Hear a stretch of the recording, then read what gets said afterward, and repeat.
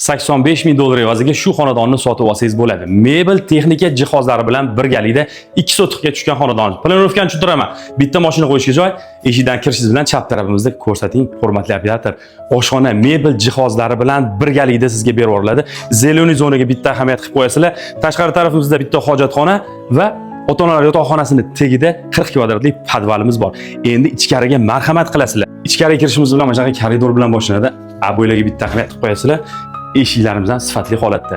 Kiring, hurmatli operator. Zalimiz jihozlangan, televizor, gilam, stol, ustul, konditsioner, pardalar bilan birgalikda. Bu yoqqa qaraydigan bo'lsangiz, ota-onalar yotoqxonasi mebellari bilan jihozlangan, juda ham ko'rkam holatda turibdi. Endi bu yoqdan chiqib, bu yoqqa qarab yuradigan bo'lsangiz, bitta общий sanuzilga ko'zingizga tushadi.